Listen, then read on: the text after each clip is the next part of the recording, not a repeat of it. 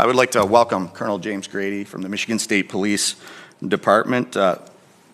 Please feel free to come up and begin your testimony when you are ready. Colonel, thank you.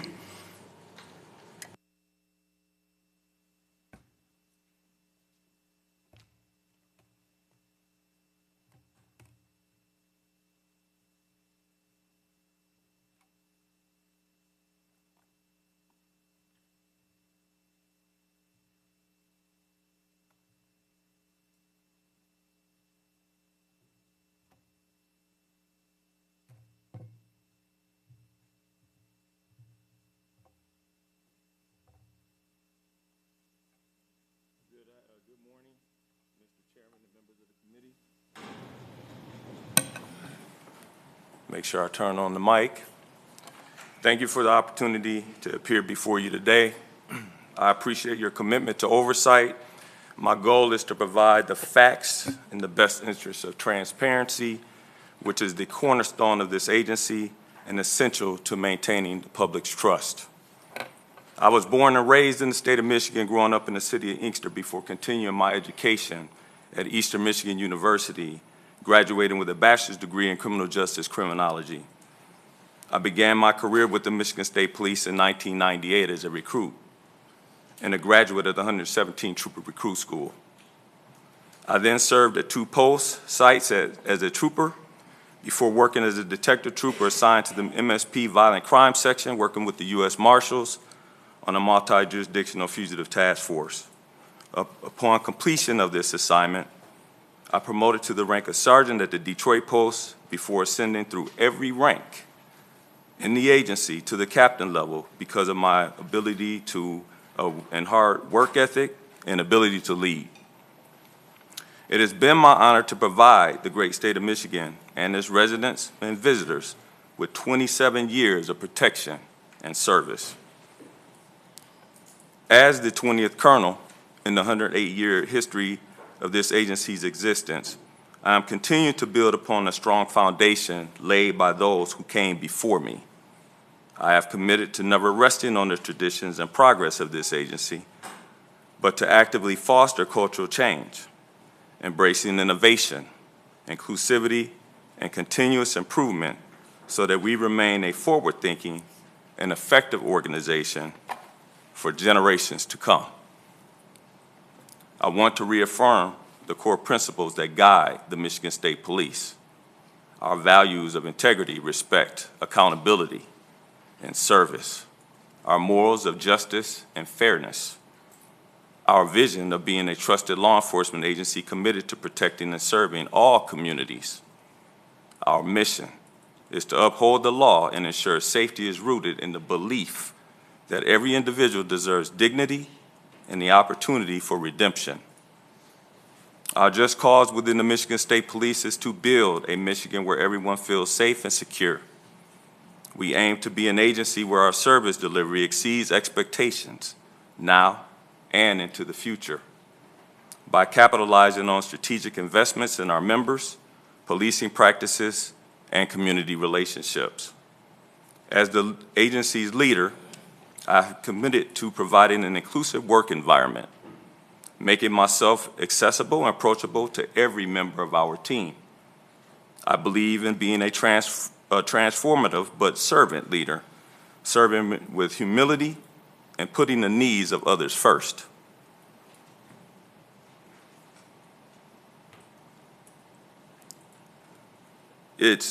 I believe that a transformative but servant leader will provide the leadership that this agency needs. And by doing so, I am aiming to cultivate a culture of trust, respect, and shared responsibility that reflects our core values.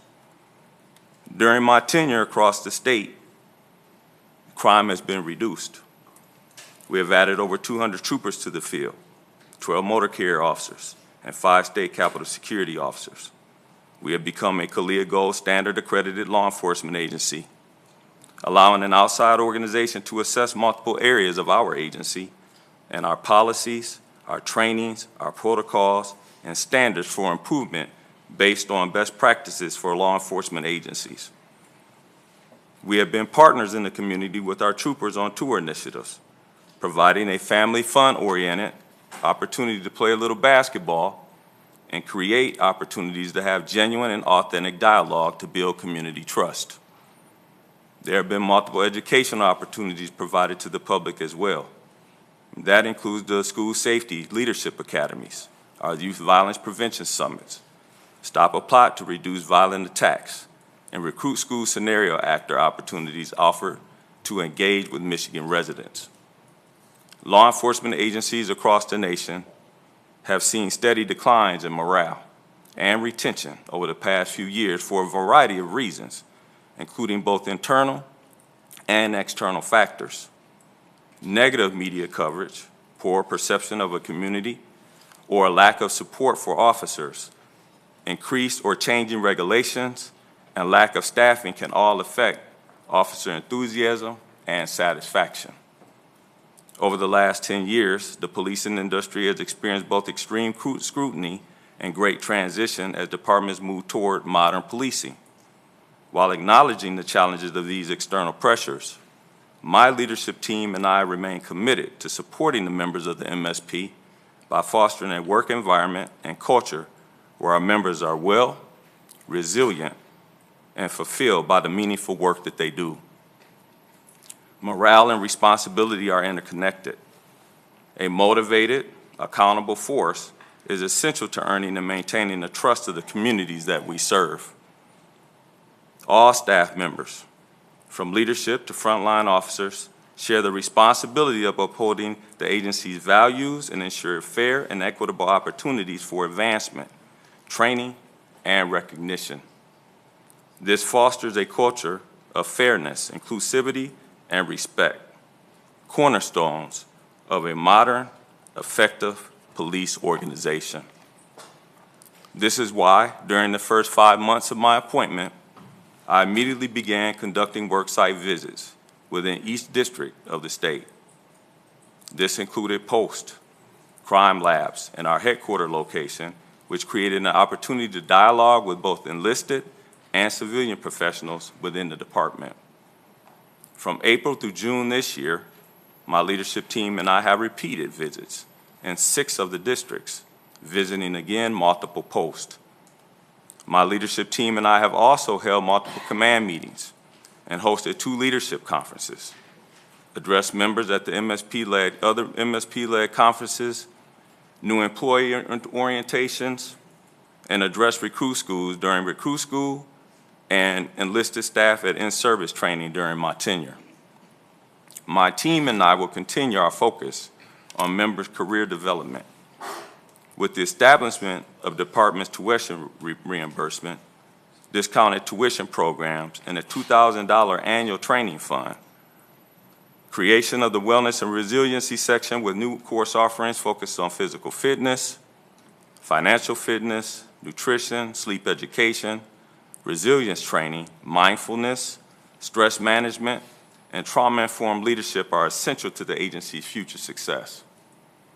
The establishment of employee resource groups, which today totals 9 groups, where department members with common interests or backgrounds bring their collective voices together to drive change, create new opportunities, and help inspire and support each other. There, I have advocated for pay raises for MSP members and lieutenants. There's also been the creation of the Blue Diamond Award to honor members who are seriously injured in the line of duty that have committed the ultimate sacrifice when serving and protecting. And there have been key investments in equipment and technology, including facility improvements to the training academy and dated infrastructure within the agency where needed. When it comes to recruiting, we want to attract the highest caliber talent to join our inclusive team, where we challenge the status quo and each other in pursuit of the public safety. Compared to many state police agencies across the country, we are setting the standard in recruiting efforts. We are committed to recruiting and implementing an aggressive recruiting plan. This has included billboard advertising, recruiting videos, recruiting at colleges and universities within and outside of the state, military bases, and adding more cadet opportunities within our recruiting strategy. The Michigan State Police seeks to pursue new opportunities to provide the highest quality policing and public safety services, improve traffic safety, and prevent crime. We work with our federal and local law enforcement partners daily to meet this mission. This agency is critical to the state of Michigan, again providing excellent public safety services. We enforce the laws of this great state while actively engaging with the public to create and maintain partnerships with the people that we serve. Building trust and collaboration with our communities is essential to fulfilling our missions effectively and ethically. Effective communication within the Michigan State Police is also crucial. Clear, transparent, and consistent communication fosters trust, supports teamwork, and ensures policies and expectations are understood and upheld at every level.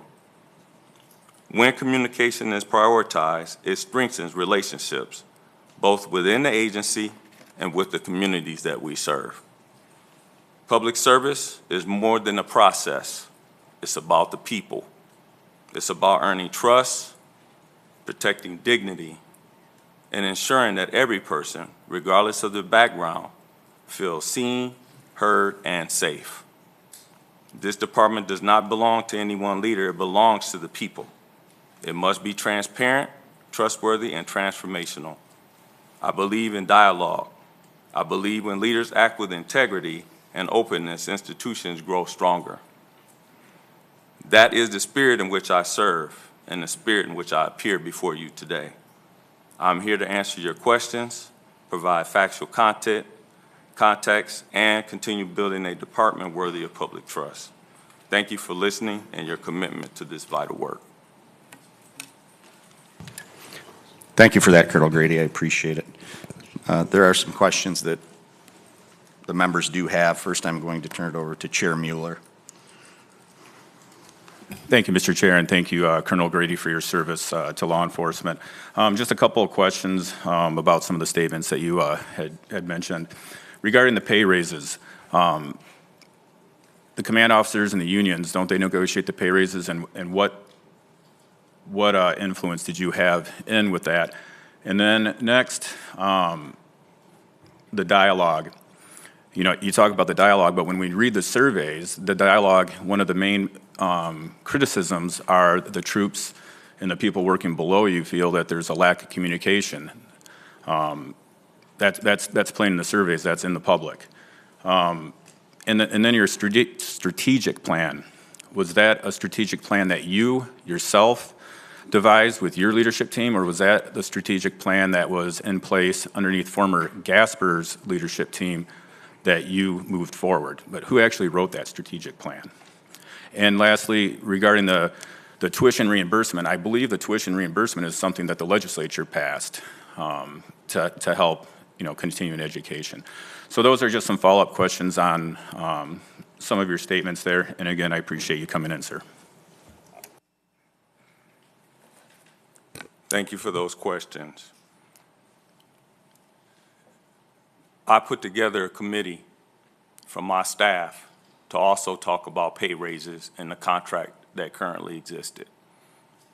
I also advocated for pay raises. As a matter of fact, when I started my initial worksite visits, shortly after I began my seat in this position, I told the troopers then that they deserved a pay raise. So I've been an advocate and supporter of pay raises for our sergeants and troopers and our lieutenants in this agency since I began in this position.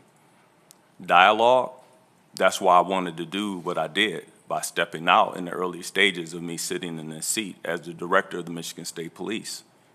I wanted to hear from the people doing the work every day.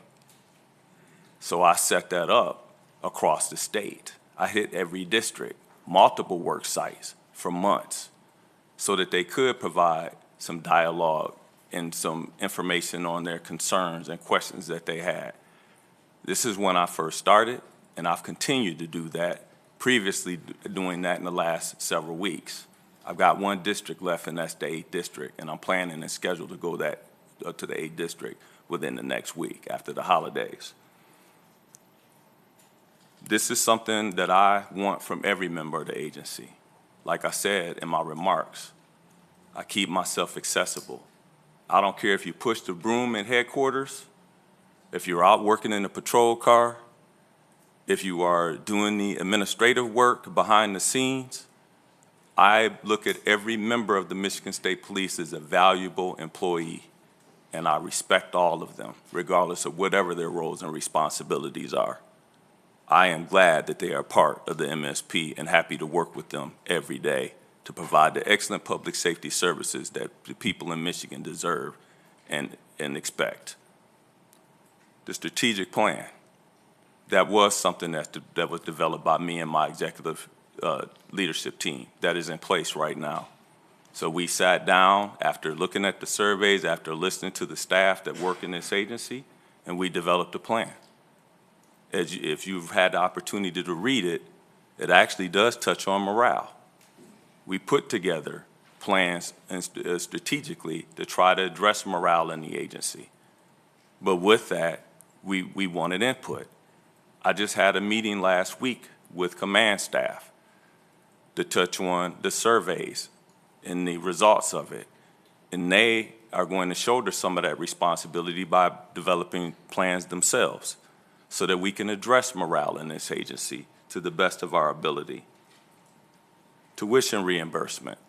Yes, that was started prior to me sitting in this seat, but it's something that I advocate and support. This is the best way so that we can continue to develop the membership here in the MSP. Shortly after I started in my first leadership conference, these are people that are 14 classification levels and above, or lieutenants on the enlisted side in our agency. That leadership conference attendance is almost 400 people.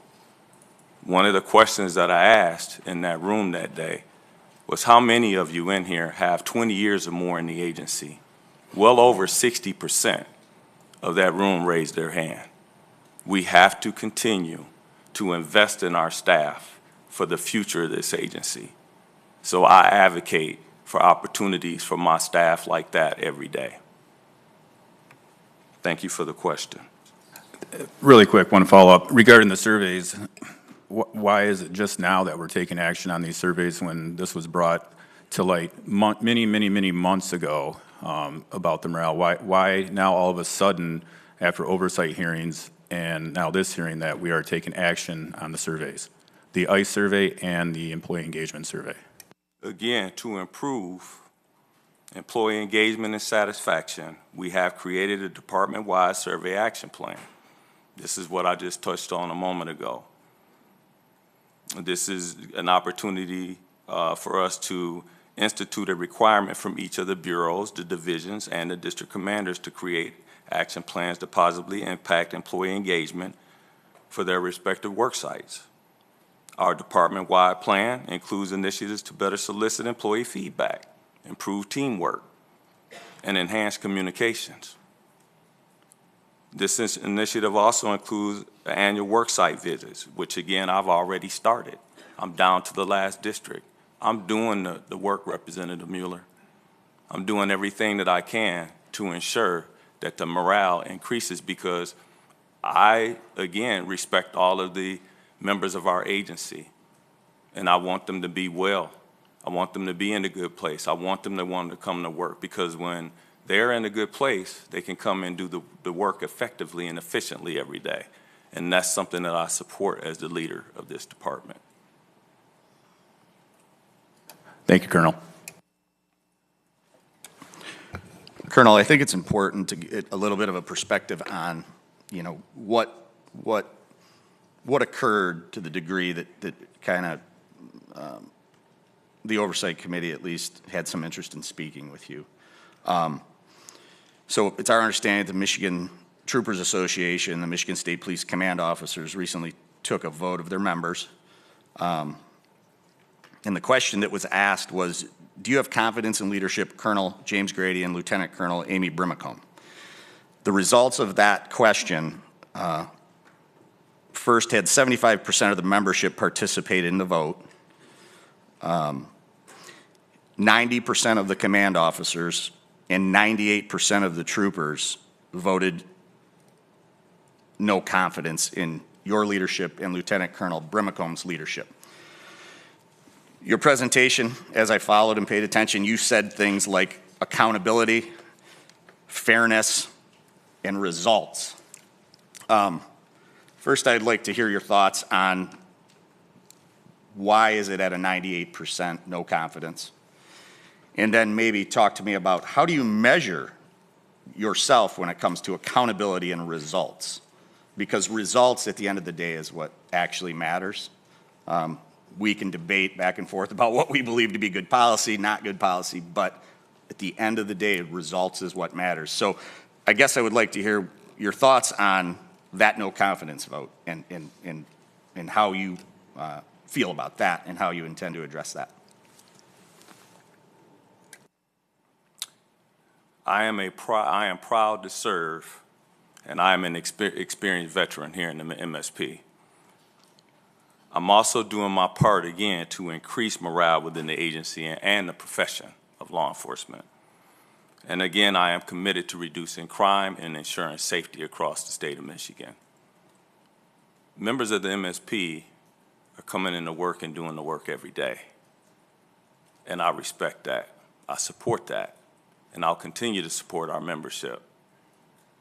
I can't sit and provide you with information for something that I had nothing to do with regarding what the MSPTA and the Command Officers Association does. That is not on behalf of the MSP. That's something that they decided to do.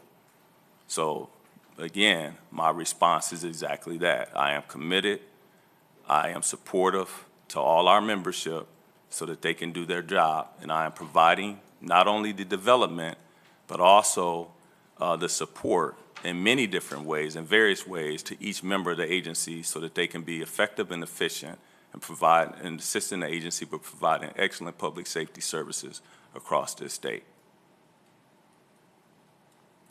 Has there ever been a vote of no confidence to this degree that you're aware of? Not that I'm aware of. Would you agree that if your rank and file members, especially in an organization that it is a command structure and it is a hierarchy of who's in charge and following orders, would you agree that if the rank and file members of the Michigan State Police do not have confidence in your leadership, that risks the ability for them to effectively do their job? As I indicated a moment ago, they are doing the work day in and day out. No different than what I did for the first 15 years of my career out in the field. You go out and work, regardless of the changes above you. And the members of MSP, the troopers, the motor carrier officers, and everybody else in this agency is doing the work every day. But will you take the time to measure the results of your actions? Because that is accountability, fairness, and results. Those are your words. How do you hold yourself accountable for that level of lack of confidence?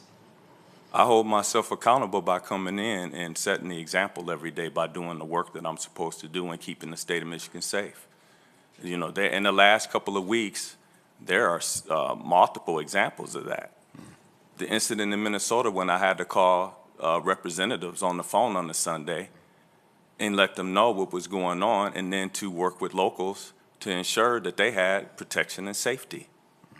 Here with the Iran missile strike, providing information to our lawmakers across this state and debriefings that I've conducted on the weekends to again make sure that the state of Michigan is safe and secure. That's my job. And I've been supportive of all of the members of our agency in ways that I've already explained. So I will continue that every day. I will do my best every day to make sure that the members of our agency have what they need so that they can perform effectively and again provide excellent safety services to the state of Michigan. Who ultimately makes that determination if you're actually successful at what it is that you're attempting to accomplish? Well, like you said, success can come in many ways. Sure. But I'm often told by members, because I make myself accessible, they tell me how happy they are with the work that they're doing, that they're satisfied with the work that they're doing, that they're satisfied with the support that they have in our agency. So I get it face to face because I am that type of person that will strike up a conversation with anyone, because they know that I am respectful for what they do, and they know that I also value what they do every day. So that's my response to that. And I appreciate that, and I don't have any reason to believe that that is not who you are. But the results of the survey, unfortunately, and with all due respect, says otherwise. And that's why I think you can imagine that from an oversight committee's perspective, when you see something like that, it has to be looked at. Because you are correct, you made the statement that the Michigan State Police is one of the most respected agencies in the entire country, frankly, and it has been for decades. And so when you see that level of lack of confidence, that's very concerning to us as legislators, that would be the case. So I do appreciate you taking the time to come here and answer these questions, and we're going to move to a couple additional questions. I am going to go to Minority Vice Chair Miller.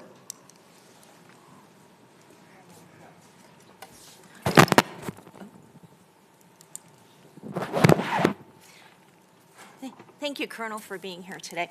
First off, I want to congratulate you on the police accreditation. That's incredible. Thank you. And you're here to provide testimony. We understand that. But and I want everyone to know, as Minority Vice Chair of Oversight, my goal here is to ensure a balance, and that being thorough and a good understanding of this situation. Look, I've attended the depositions in this matter, and while I cannot comment on specifics due to the ongoing deposition that's coming forward, I am fully committed to ensuring that all voices are heard in this matter, and I will be fair and transparent. Regarding some of these concerns that have come forward on low morale and retention within the department, I wanted to get into specifics here. Can you give a little bit more detail on how this survey came about, and who are the respondents? And because there's such a expressed lack of confidence here, have you engaged yourself after this survey came out? Have you engaged with direct dialogue with those under your command about the dissatisfaction? And what feedback have you gotten? So since this vote went out, I've had some conversation with my leadership team and actually with command staff here last week. But it was more dealing with our plan and with the survey and what the next action steps would be, and how we would address that here in the near future. The vote itself, again, is not coming from the Michigan State Police. And what I will tell you is this: crime is down in the state of Michigan across the state. Troopers and our enlisted staff, our civilian professionals are doing the work every day. So I have a difference in opinion. I feel like our departmental members are going and doing the work every day. If it was that bad, wouldn't we see some change in that? And I have never been in this agency, well, I've never seen in this agency members respond in a survey with those high numbers ever in this department. So at the end of the day, again, I am committed to providing the support and advocating for our members every day so that they can do their work. My job is to ensure that they receive the training, that they receive the tools and resources so that they can be effective and efficient. So you believe that your relationship has fostered an environment of trust I do. and accountability? I do. All right. They're doing the work every day. The numbers show it. Then why not such a huge number with dissatisfaction? But I will say this, it's great that they're still doing the work in light of the fact that we have this type of percentage here. Thank you. Chair Mueller. Thank you. Regarding the survey again, it wasn't done by the state police, but there were two surveys that were done by the state police or the state of Michigan, the employee engagement survey and the ICE survey. which measure different metrics in establishing morale and which ways we can move the department forward. And I don't have it right in front of me, but if I remember correctly, the ICE survey, when it talks about upper leadership, specifically yourself and Lieutenant Colonel Brimacombe, it was at like a 1.97 out of 4. So, and then the results of the employee engagement survey with some of the comments are similar to, and they codify the vote of no confidence by the troopers. And again, you can say crime stats are down, but that's a collective effort of all agencies and a working relationship between the state police, the sheriffs, the police office, like locals, and the prosecutor's office. The troopers are going to be troopers. I worked side by side for troopers for 19 years. Police officers inherently are going to have their problems. They're going to complain. We always do. But they always do their job regardless of what's going on in upper command. I did that in sheriff's departments where I worked at. Regardless of, you may not like your leader, but you're still going to do the job because you took an oath to do that job as a police officer, regardless of the leadership. And so, we really want to just get to the bottom of it, and it's not that, the troopers aren't going to just go on strike. They're going to continue to do their jobs because, like I said, they took an oath. So it's just kind of alarming when you see the results of the trooper survey that actually codify with the results of the survey done by the state. And why should the state of Michigan taxpayers pay for these surveys if we don't use the data from these surveys to help improve the departments that they are surveying? I guess that's the question. Why should the taxpayers be on the dime for these surveys, which I don't know the cost offhand, but we're going to try to figure that out. If we don't take the information from these surveys, this isn't the legislature writing the surveys. This isn't the legislature answering the surveys. These are the men and women that work for you that are answering these questions in the surveys. Not us, them. And a lot of people don't even know these surveys exist. A lot of, the other committee I'm on, the DNR, they didn't know that, the chair there didn't know these surveys exist. And then when we get these surveys and we read through these hundreds of pages of issues that come down from communication, fear and retaliation, you do the post visits, if anyone speaks up against you, people get transferred. These are all the things that we hear from the field. This isn't just Mike Mueller making this up. And that's why we've done a careful, this has been going on for over a year and trying to get to the bottom of it. And like I said before, Colonel Grady, it's not that you're a bad person at all. And the thing is leadership is being a leader. And sometimes people are good leaders and sometimes they're not. And it's not anything about your character at all. It's about the men and women, 98% of the men and women that drive around those police cars fear retaliation. They fear speaking up to try to make it better, because if they speak up to try to make things better, they are in fear of not being promoted, losing a work assignment, and that is the reality of the surveys. So for Chair DeBoer, I kind of basically answer that. That is the result of what's been going on. And we need to fix it, and that's why we're here. Is that your question for My question is why do you think the taxpayers of Michigan should be paying for employee engagement surveys and ICE surveys if the leadership of these departments are not going to take that information to heart and utilize that to better their department and keep it moving forward? Because again, in the police world, cops are going to do their jobs because they took an oath. So we need to make sure that their upper leadership is intact and is held accountable to make sure that the men and women can do their jobs without fearing retaliation. Again, I am a veteran of this department, been here for 27 years. These surveys have been going on since I've been in the agency. And in 2024, we saw slight improvements in all 5 categories of the ICE survey, which include agency culture, goals and obstacles, police policies and procedures, information and communication, and the evaluation of feedback. And reviewing the 3 most recent surveys, covering the tenure of 3 colonels, the common themes in the survey are fairly consistent, with employees citing concerns over staffing, discipline, promotions, and the treatment of command staff versus frontline members. Notably, their concerns around technology, training, and outdated policies have largely been resolved, and were not common themes in the 2024 survey. We take the survey seriously. That's why we put a plan together, as I've already indicated multiple times here, and we're moving forward as an agency to improve. Thank you, Colonel. Representative Beerline. Thank you, Mr. Chair. Thank you, Colonel, for being here today, and thank you for your service.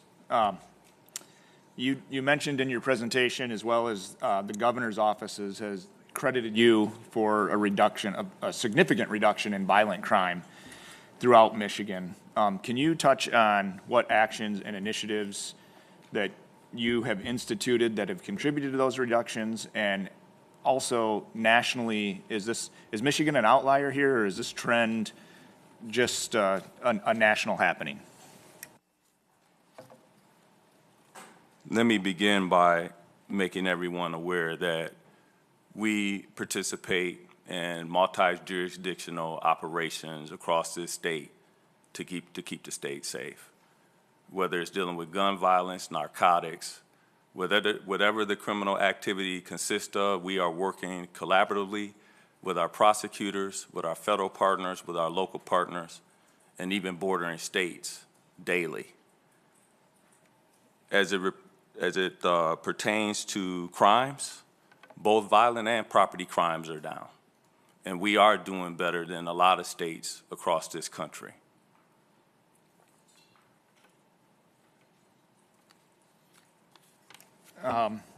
What specific actions has MSP instituted that have led to that? I mean, I just want to make sure credit's given where it's due. The governor said that you did this. I want to know how, if you please. Our command staff, that are assigned to tackle or deal with a specific criminal activity in this state, they develop the operations and run the day-to-day operations across this state, working collaboratively with our local and federal law enforcement partners, along with our state prosecutors and local prosecutors. My job is to support them, make sure that they have the equipment that they need, to make sure that they have the training that they need to remain effective, efficient, and safe while they're doing their job. Thank you. Thank you, Mr. Chair. Representative Snyder. Thank you, Mr. Chair, and thank you, Colonel, for being here in front of the committee this morning. Appreciate the opportunity to finally be able to ask some questions publicly and to actually have this committee meet. It's exciting to me, as we've not done that. But you've talked several times in your responses and in your testimony about your leadership team this morning. What level of discretion do you, as the colonel, have in choosing your leadership team at the department? And how is that different than past colonels in your position? As the director of the Michigan State Police, my job is to assemble an executive leadership team with varied experiences, different strengths that can assist me with running the agency effectively and efficiently, ensuring that we meet the mission of providing excellent public safety services across this state.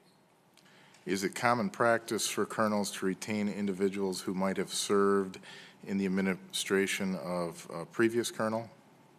That is at the current colonel's discretion. But again, my job is to put together an effective and efficient team that brings different strengths and varied experiences to help me run the agency. And can you discuss and explain how, I understand there's a 2-year contract system for leadership teams. And can you discuss how those, explain to us how those work? So each of our members sign a 2-year contract at certain ranks and levels within our agency. It's not just enlisted, it's for civilian professionals as well. My predecessor did the exact same thing. When they receive the opportunity to promote in those positions, they sign a contract. When the 2 years has expired, then we review the contract and make a decision on whether that will continue. So there's no obligation to retain that individual? There's no obligation. And are there members of your leadership team still considered classified positions under civil service rules? There are some, yes. Yes. And then lastly, currently, how many vacant FTEs are there in the department? I don't have those numbers, but I could supply them for you on another day. So it's my understanding there's nearly 700 vacancies in the department right now, and 500 of those are at the trooper level. So as we talk about the surveys that continue to talk about staffing and the internal surveys, I think that we might have some of the answers right in front of us as we face nearly a 20% vacancy rate within the department. And I don't believe that we have any other department, to my knowledge, that has vacancy rates that are that high. Again, I don't have those numbers in front of me, but what I can tell you is for the last 10 years, we have almost hired 1,000 troopers. Again, leading the way and leading the nation in hiring, especially for state police organizations in this country.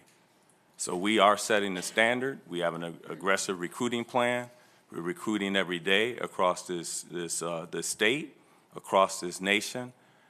We do have attrition that is set in place because people are retiring. They're hitting their retirement date and their drop time is just about completed. So we will continue to, move forward and hire people. Thank you. Thank you. Representative Green. Thank you, Mr. Chair, and thank you, Colonel Grady. And I understand that you are doing the work, and I appreciate that. And I thank you for coming today. And please know that this is not a character misjudgment. This is an operation. So every member of this committee has been provided a copy of that 2024 State Police Employee Engagement Survey.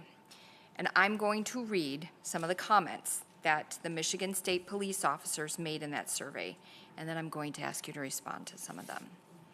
So, quote, leadership and IA can stop all the retaliation that we are promised to be protected from, quote. Quote, I work for MSP. With the current regime, I will never feel safe, comfortable expressing my thoughts. It's well known. The top will make your life difficult if you speak out, quote. Quote, get rid of the current leadership that does not want anyone expressing their opinions. It's well known that Colonel Grady and Lieutenant Brimacombe do not want anyone asking questions about their decisions, and if they do, they will pay the price, end quote. Quote, retaliation is huge in this department. We are not allowed to speak our minds as we will be punished if we spoke. The trust about the way this used to be great department has been destroyed by this current administration, end quote. I'm going to skip a couple because there's a lot. Quote, leadership does not always want to hear what you have to say. If it is not positive or aligned with their ideology, they are not interested. They immediately get defensive, make excuses, and become angry or are moving on from the topic, end quote. Well, I'm going to do this one more. I am definitely not comfortable sharing my thoughts at this department. Based on retaliation efforts I have seen transpired with others, I would not feel safe sharing an opinion. I also have observed department members becoming reluctant to share with others. This is incredibly disturbing. This department seems to be fostering a culture of fear and isolation, which is extremely harmful in such a high-stress career. So those are just some of the statements that are in that survey. And I guess I look at it as, I don't see we have a tier system in Michigan, but I do see that the MSP is the elite policing force. You guys go through the most elite training and you set the example for other departments. And so what we do see, in my personal opinion, because I've had other officers from other departments come to me about similar issues that's going on in their own departments. And so you see the MSP behaving this way and this trickle-down effect that is bleeding on to other departments. So in light of these comments by your employees, my question is then for you, why is there a common theme about talking about retaliation from yourself and from Brickcomb against the officers within your own department, and then how do you plan to address it? Again, I am a proud veteran and servant here at the Michigan State Police. I've been here for a long time. I will continue to do my best in increasing morale within the agency and within the profession. I cannot control what other agencies do. I can only do my best here with the MSP by setting the bar and setting the example as a leader here. I am doing that because I am committed to the members of this agency and to the great state of Michigan. So do you know why, though, okay, so setting aside my other comments, but these are from your own officers, that they feel as if they're being retaliated against. How have they come to that conclusion?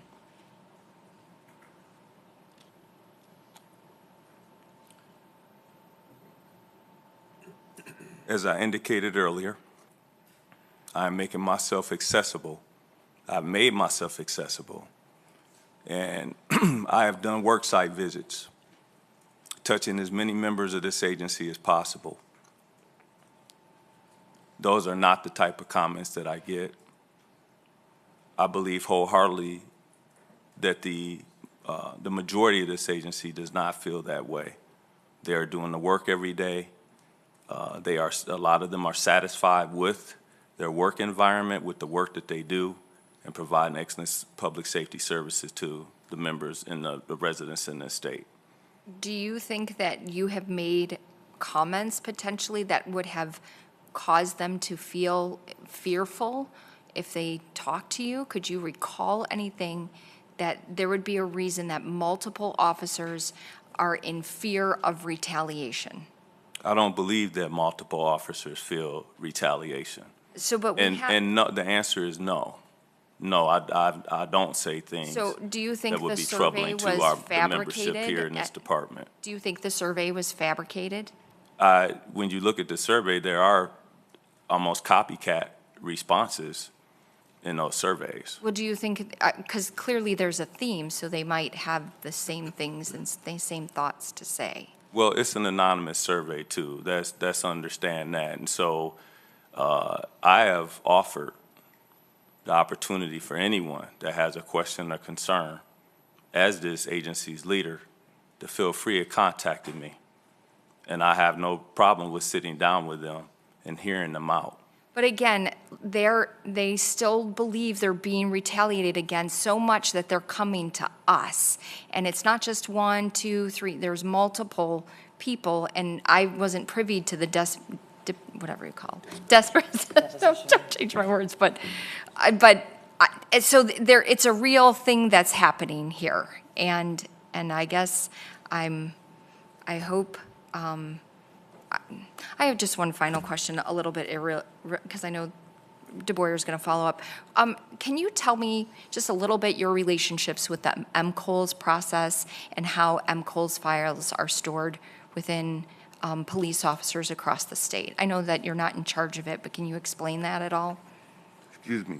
MCOLS is connected with the state police, but it's a separate entity. I don't control what MCOLS does. They have their own director there. We are on the board, like many other agency leaders, to have those discussions about training for law enforcement across this state.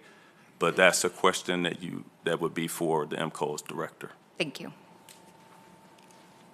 Colonel, are you aware that we have deposed some members of the Michigan State Police? I have been made aware, and you know that I have challenged that. Sure. Because I wasn't a part of that, haven't received the transcripts, and I feel that it puts me in an unfair position. Okay. Are you aware, well, first I would like to ask you, as the colonel and as the safekeeper for your troopers and your employees,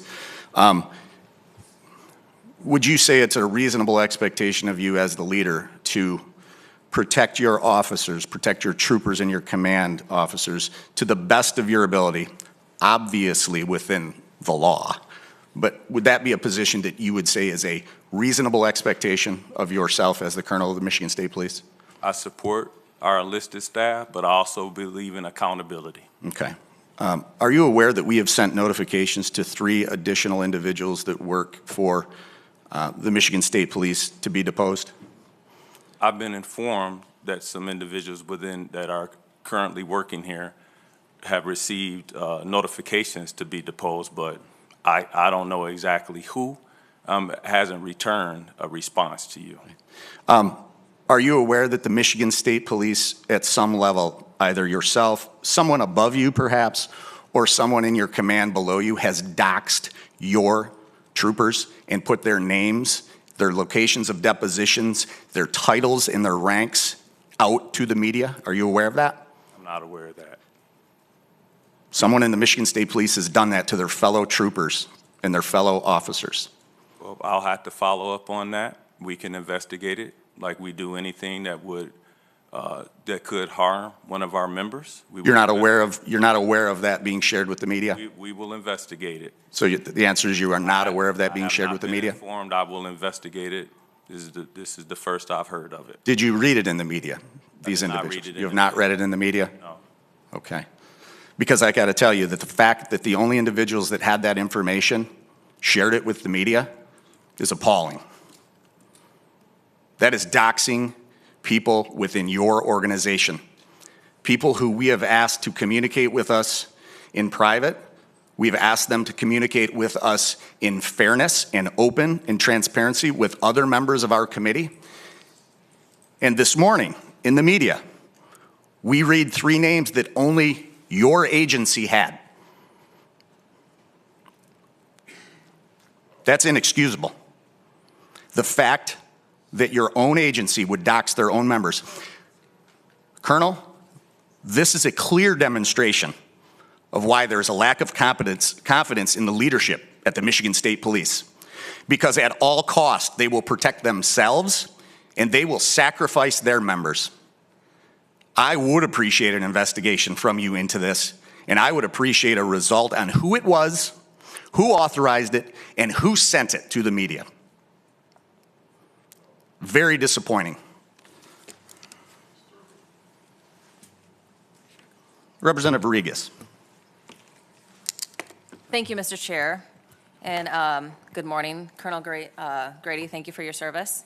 Thank you. I appreciate it very much. And as a Kent County representative and resident, I have to ask this question to you. So you issued a prompt regarding Sergeant Keeley.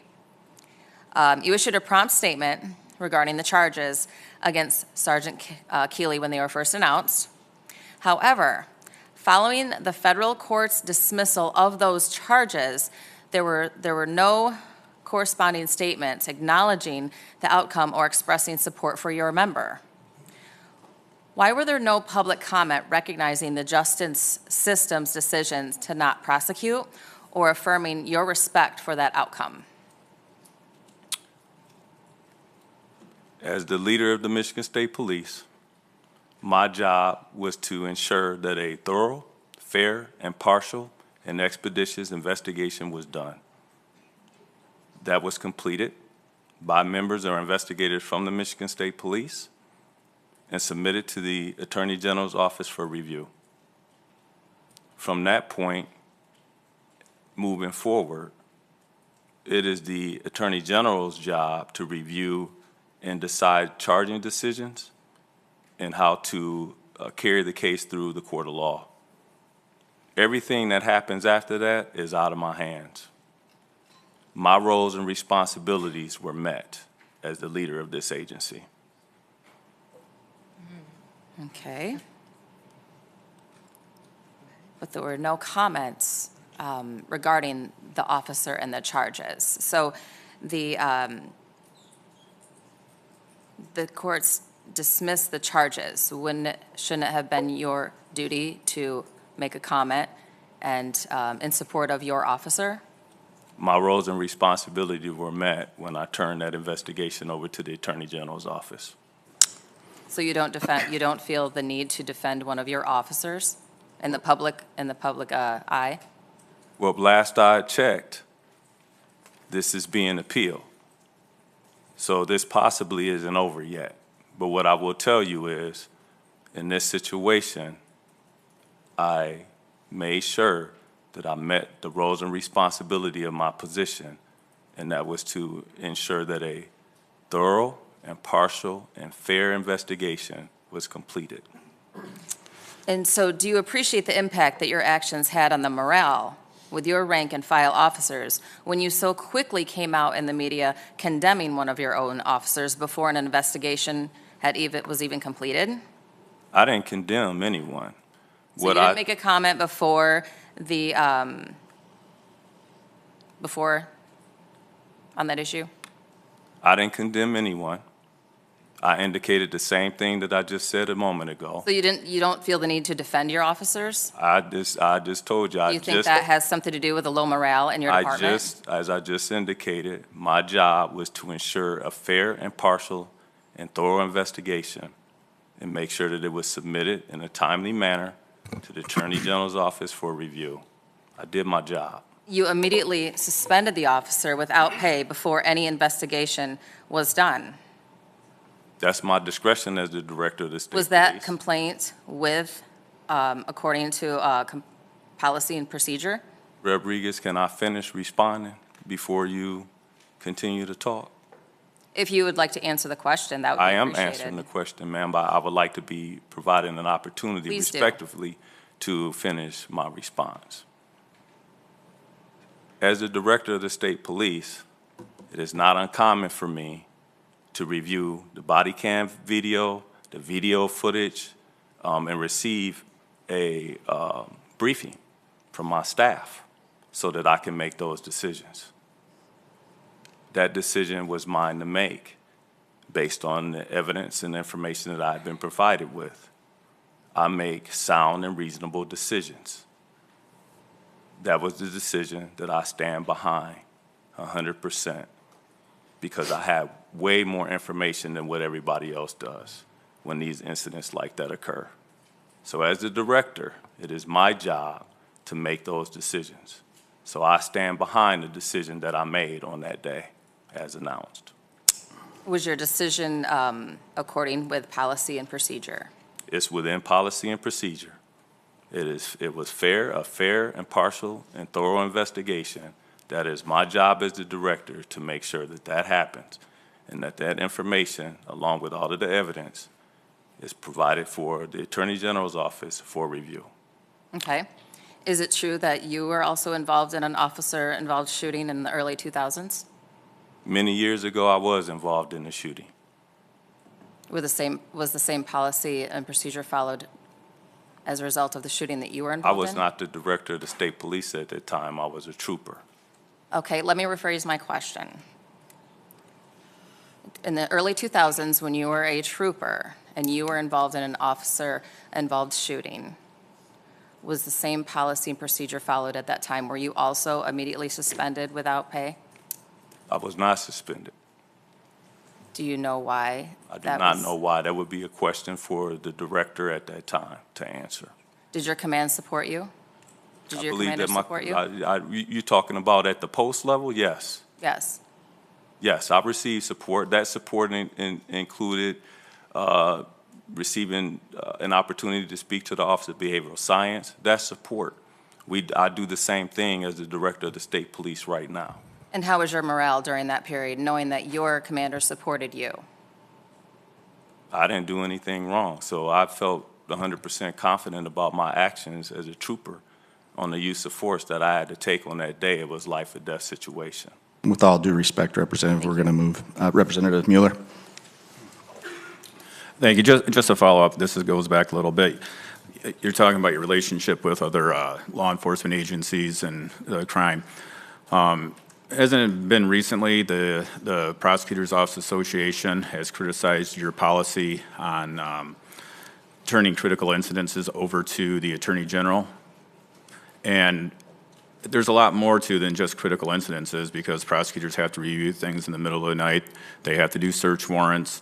You know, there's been numerous prosecutors, even the Wayne County prosecutor, the Genesee County prosecutor, all coming out saying that it's a slap in the face that the local prosecutors who are elected by the local officials are being overridden by the colonel of the state police's directive that all critical instances will go to the Attorney General, a statewide elected official, versus a county prosecutor elected by the people within their county, that they have a job to do. They are prosecutors, and they feel that they should be able to handle the critical incidences that occur within their boundaries with the people that elect them without having a statewide official have to make that decision.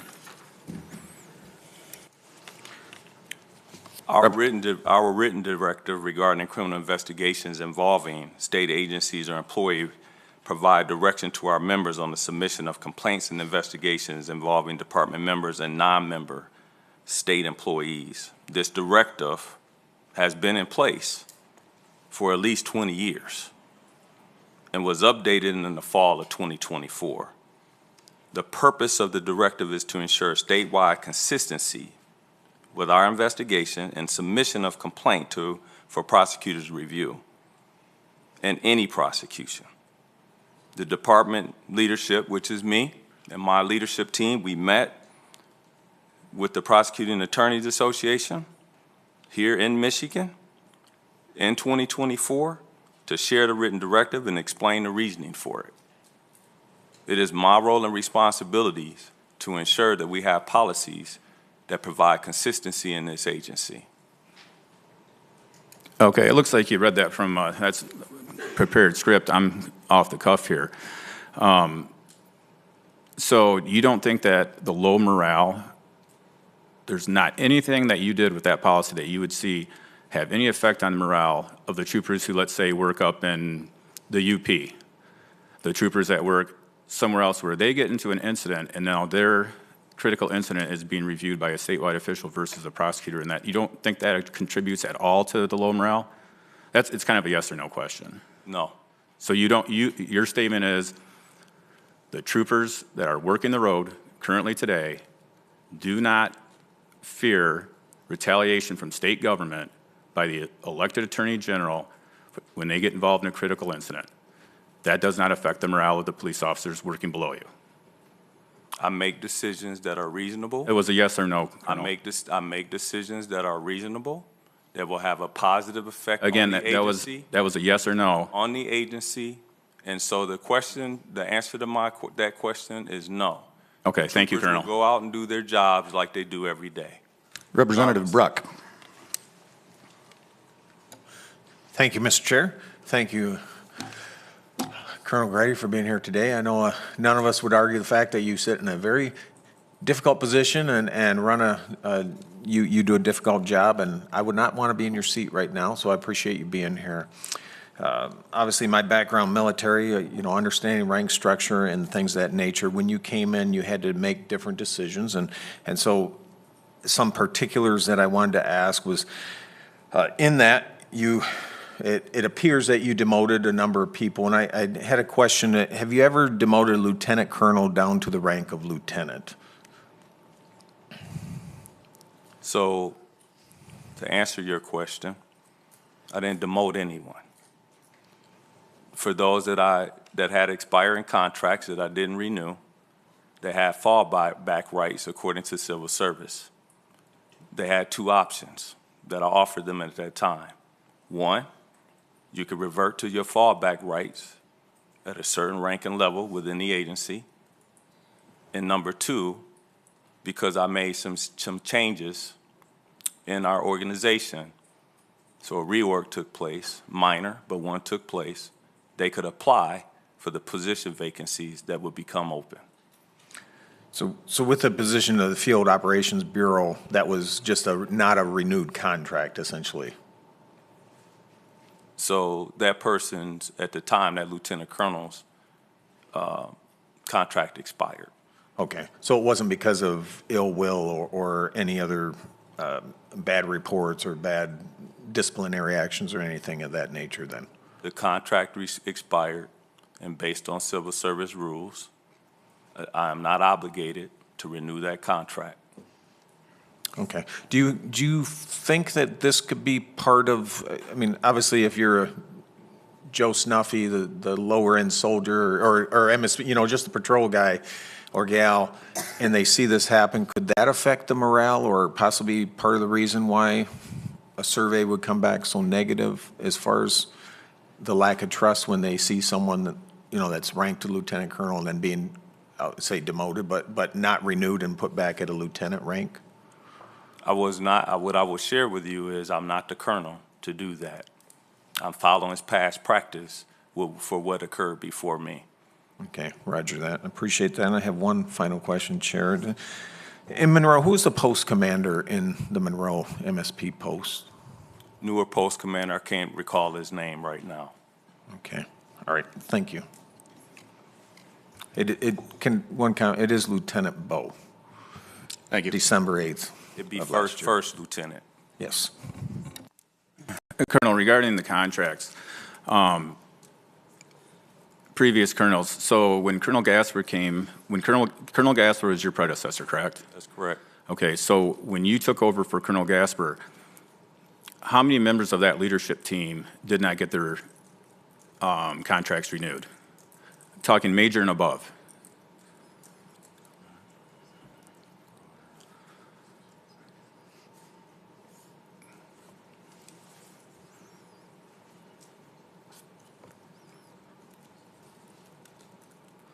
Five. So there was five, and with those five, how many years of experience of leadership level did you lose when those majors and lieutenant colonels didn't get their contracts renewed and they were replaced with the people that you picked? How many years of leadership experience at that level, major or above, did you lose? Each one of them had a considerable amount of experience, but the people that I chose have a considerable amount of experience as well. That leads me to my next real quick follow-up question, years of experience. So who is your current lieutenant colonel? It's Chief Deputy Amy Brimacone. Correct. How many years did she spend on the road as a trooper? At least 10. So at least 10. How many people did she supervise after getting her law degree in the risk management section? How many troopers did she supervise? There were no troopers in her. So how many civilian employees did she supervise? At least one or two. At least one or two. So after you get rid of the five majors or lieutenant colonels with probably over 100 years of an experience, you promote First Lieutenant Brimacone, who supervised 0 troopers and was a trooper, so then you promoted her to the #2 spot within the Michigan State Police. Prior to her being promoted, she had 3 sustained IA investigations against her.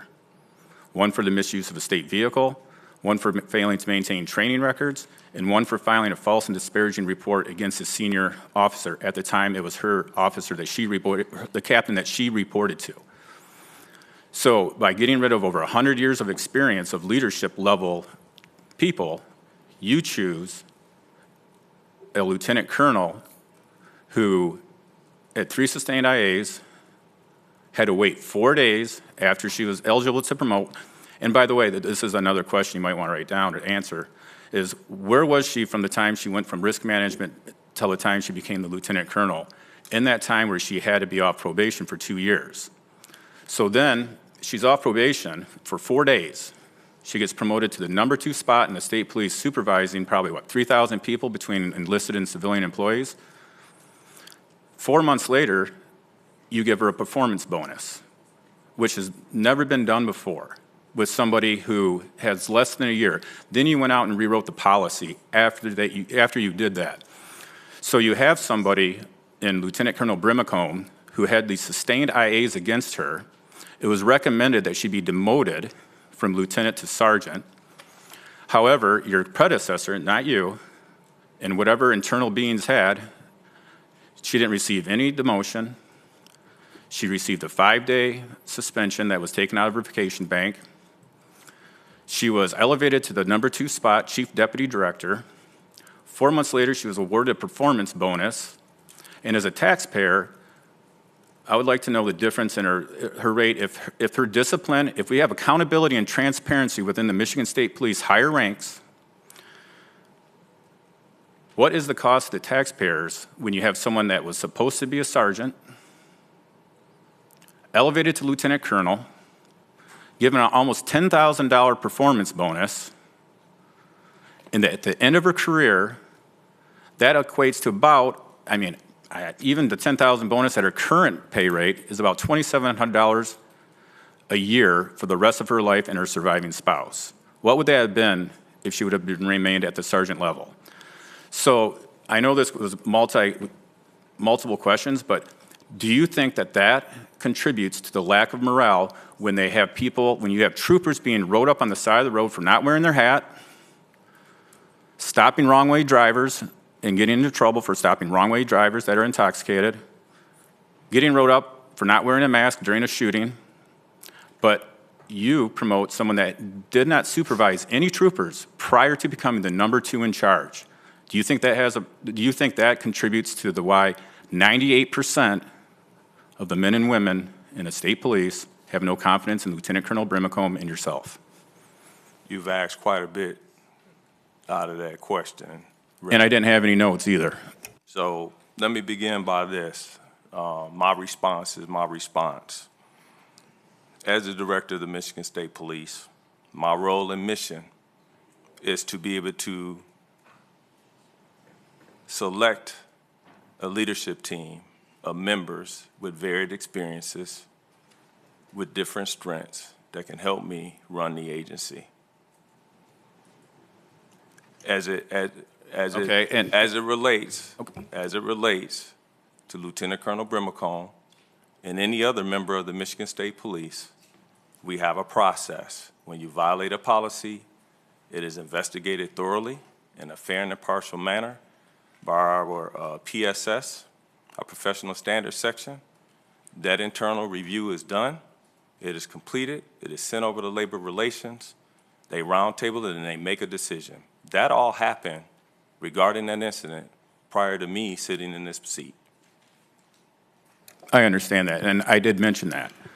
However, in the instance of Lieutenant Colonel Brimacombe, again, the question was, do you think elevating somebody that has that many sustained IAs is good for morale? And another note, the direct report that she reports to, right? What happened to him after she was promoted? He was a captain, and once he's the one that did this IA into the car, and then she filed a false disparaging report against him. That was unfounded. What rank does he currently hold? And he was a captain, now he's a lieutenant, but he's still getting captain pay. So now, again, it comes down to the taxpayers. Now, because of the decisions you've made by elevating Lieutenant Colonel Brimacombe, then all of a sudden, this person gets demoted. But he's getting paid at the same rate that he did prior to. And so do you think that when the troopers in the field see a high-ranking official like a captain being demoted because he told the truth, do you think that has an impact on morale with the troopers on the road? Regarding that member, he was not demoted. He was offered an opportunity to remain at his same rank and pay with some different responsibilities. He actually verbally accepted the position. And the following week, he changed his mind and decided to go in another route with a different option that was provided, with him becoming a first lieutenant where he could have remained a captain. So that was the decision of that member. Okay, just so members are clear, you have classified and unclassified positions. So this individual chose to remain in a classified position because within a classified position, you're not an at-will employee.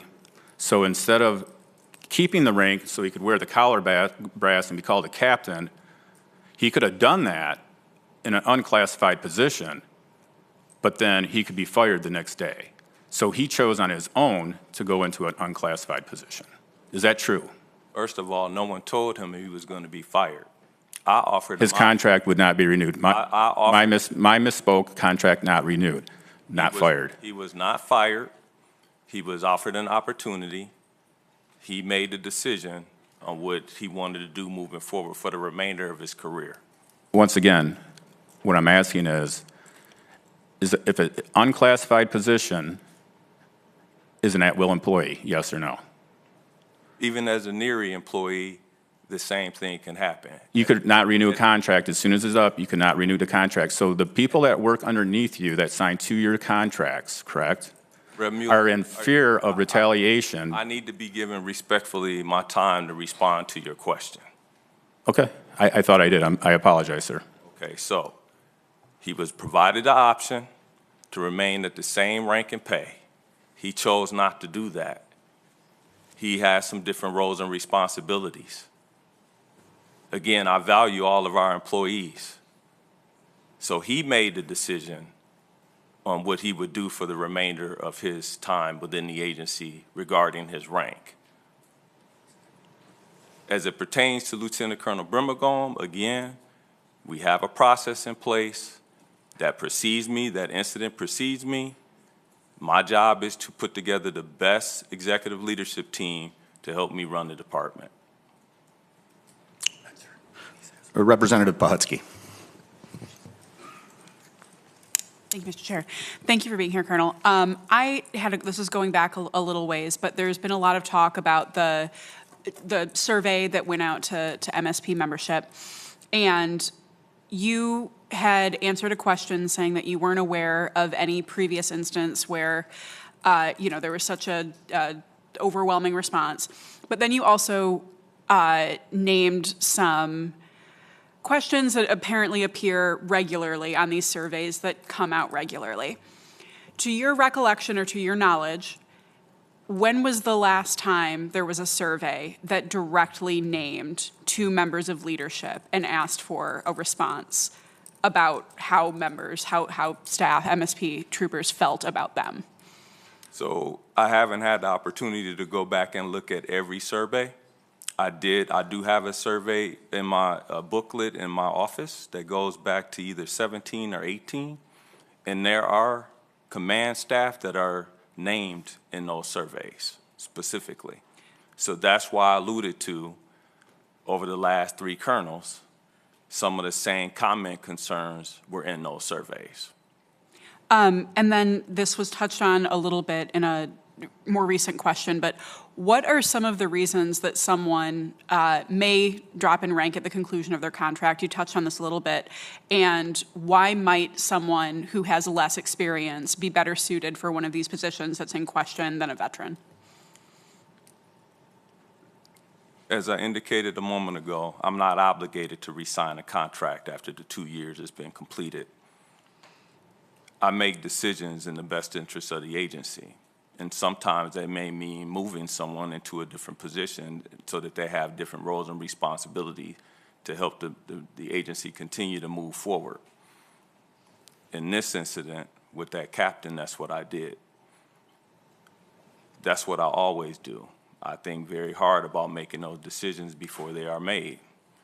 As Rep. Brooks said earlier, this job is not about being comfortable. You have to make very challenging decisions day to day.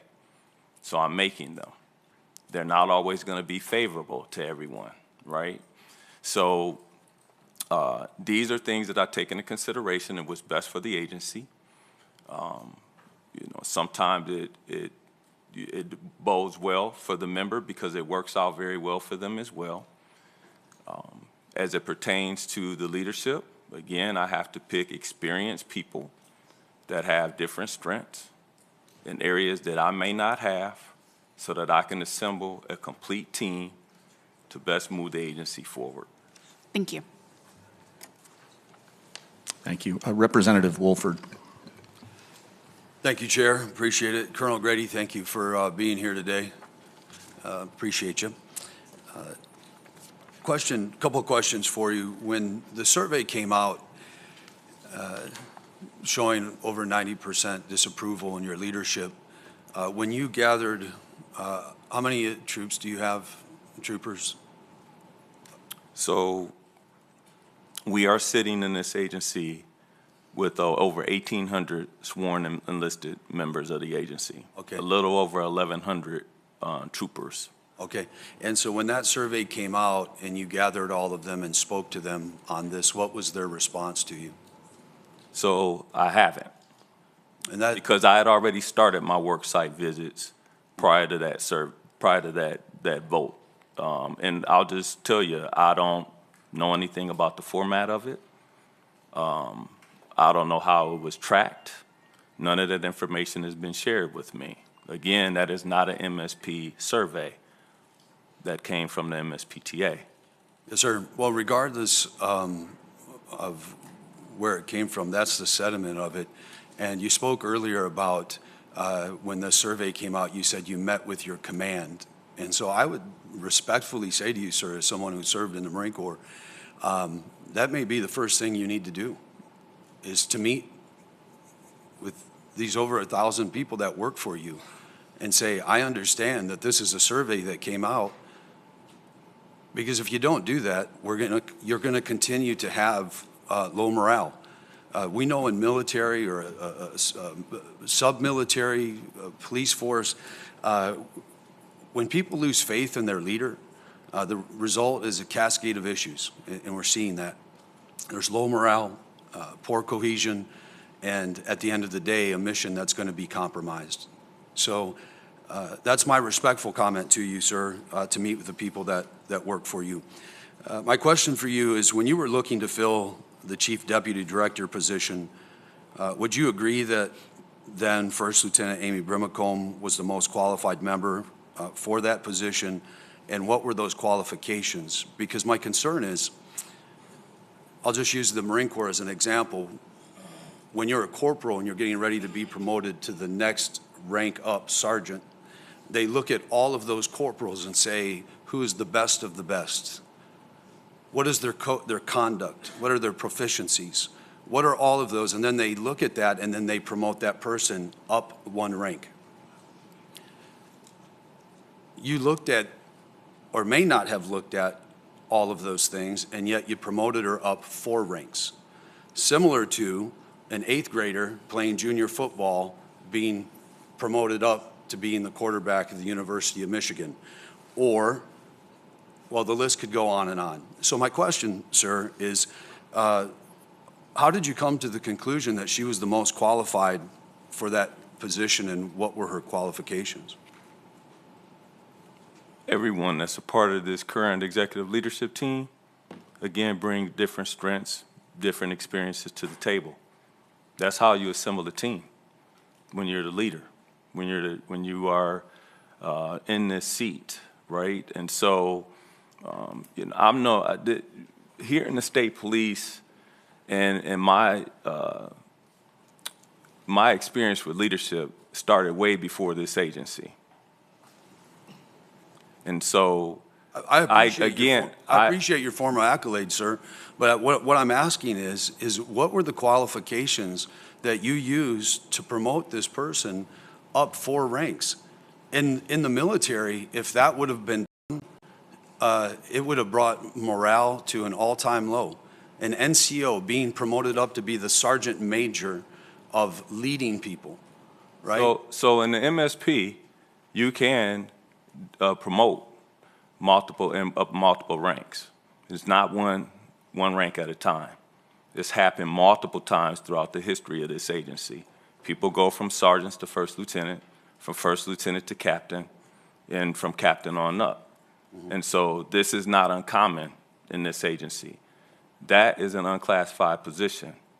So that being based on, can I finish, sir? Yep. Based on civil service rules, I could select someone that I do feel is qualified, and she was, to fill that vacancy. 25 years in the agency, law degree, right, and many other accolades throughout her 27-year career. Yes. So she was one out of the several member executive leadership team that I have that had strengths, that had an experienced background to help me lead this organization. So, sir, did it cross your mind at all that this might bring troop morale down? And then my second question is, did you know at the time that she had sustained internal complaints in her file that led to her being disciplined? I understand that she sustained internal investigations for misuse of an MSP vehicle, insubordination, lying during an internal investigation, and filing a false complaint against a superior officer, yet you wanted to promote her up 4 ranks. And while that is allowed, per your statement, I don't think it's the best decision. But go ahead, sir. As the leader, and me being in this seat, I have to make those decisions. What I will also share with you is, as it pertains to discipline, it's not supposed to be for punitive reasons. It's supposed to be for corrective action. It doesn't matter if you are the colonel, the lieutenant colonel, the trooper on the road, the sergeant, or any other middle management positions. Everyone, when they are facing a policy violation, deserves a fair and impartial investigation. If they receive discipline, they should be able to serve that discipline and move on through their career. So just in closing, you see no potential mistakes as the leader, because you keep saying that you're the leader, in promoting somebody up 4 ranks who'd been in trouble, and you don't think that that would cause any morale issues? As I just indicated before, there have been many of people in the agency that have served discipline and they were able to move on with their careers. And therein lies the problem. And so, well, again, it's not supposed to be for punitive reasons, sir. It's supposed to be for corrective action. So do we hold the rain cloud over someone's head forever for the remainder of their career? So as the director, these are my decisions to make. I want to put the people in the right place to help me run the agency effectively and efficiently, and making sure that we keep the state of Michigan safe. And I do agree that people shouldn't hold things over people's heads for a very long time. I read once in a book that grace is sufficient and all of those things. But, sir, this wasn't forever. This was 5 to 10 days after being written up, you promoted her. So I'll just leave you with this, that I would ask you, please, to meet with the people who took this survey, your people.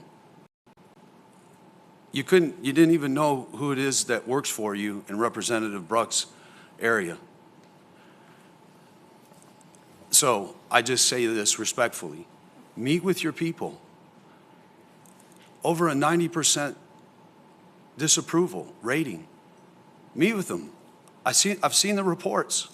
What can I do to be an effective leader for you?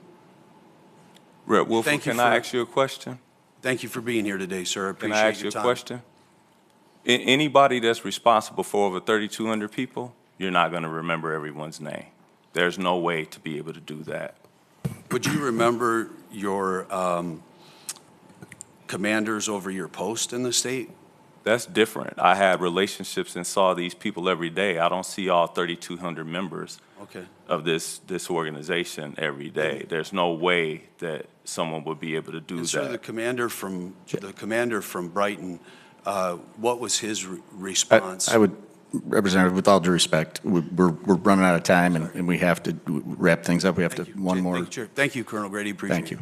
Thank you. Representative Mueller. One last thing, and this is more, it has nothing to do with police work, but it has to do with, again, taxpayer money.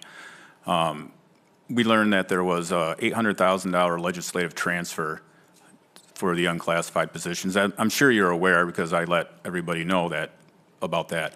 And the other is you have the command conference, or usually in Grand Rapids. However, you're from the Metro Detroit area. I don't blame you for doing that.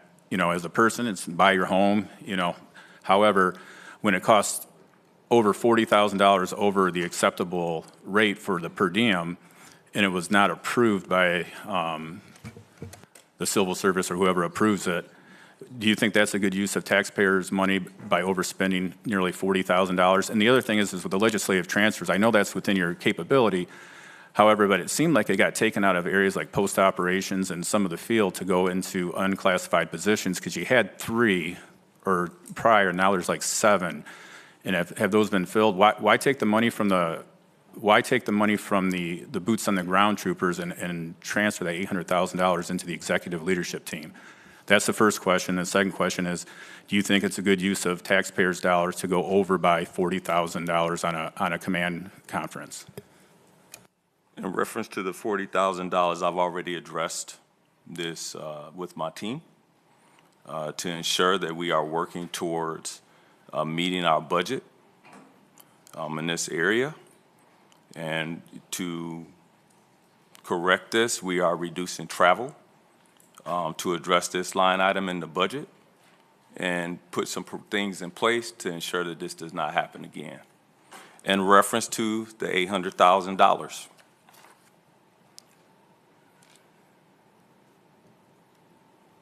that $800,000 has been moved to cover legal expenses concerning departmental members where we have to pay out in legal agreements. It meets the rules of the state of Michigan. Those positions were set up because I had some ideas of some different roles and responsibilities I wanted to fill in this agency. But due to the questionable budget concerns on what may be cut, I decided not to fill them. And so that's where the money was transferred back to for those reasons. And again, we're moving on as an agency and not looking back. Thank you, Colonel. And when you say lawsuits, because we know in the Flint scandal, there was about roughly $436,000 that had to be paid out to troopers. So was that the money that was transferred over? And I mean, if it is, it is. I mean, that's part of what happens when that happens is the legislature has to do it. But we just want to make sure that it, because we did see the $40,000, it seemed like a little bit excessive. We just want to, and I appreciate you saying that you're taking the steps to make sure that doesn't occur again. But as you can see, as a legislator, it kind of, sends up a red flag when I see that. And as long as you're accountable for it and then you take corrective actions to fix that, I don't have any problem with that. And thank you again, Colonel. Thank you. No, we are taking the corrective action to ensure that it doesn't happen again. And going back to moving the leadership conferences around, that was done by my predecessors. It gives us the opportunity to interact and engage with the local businesses throughout the state.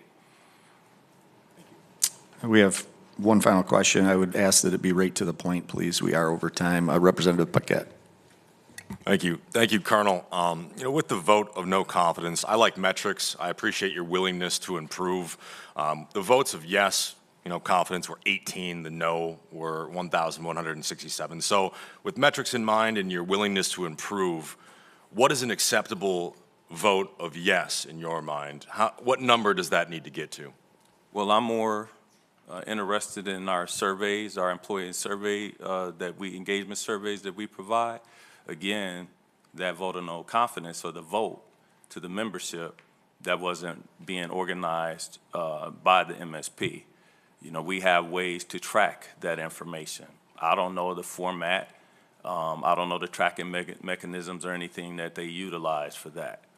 Only the leadership of those two associations know that, not me. Would you be willing to do your own vote among your members yourself? We get the information from the employee engagement survey and the ICE surveys.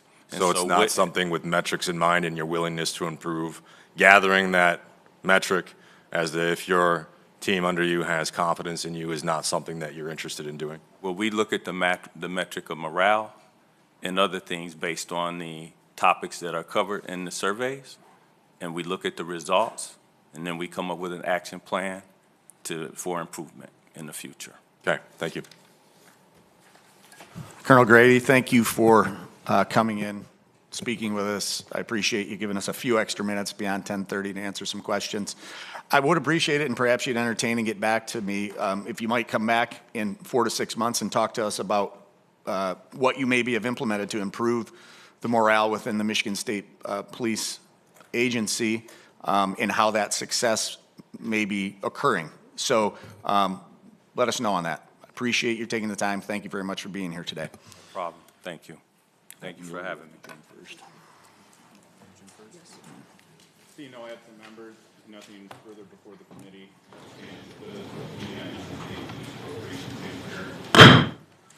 There being no further business before the Oversight Committee and seeing no absent members, the Oversight Committee stands adjourned.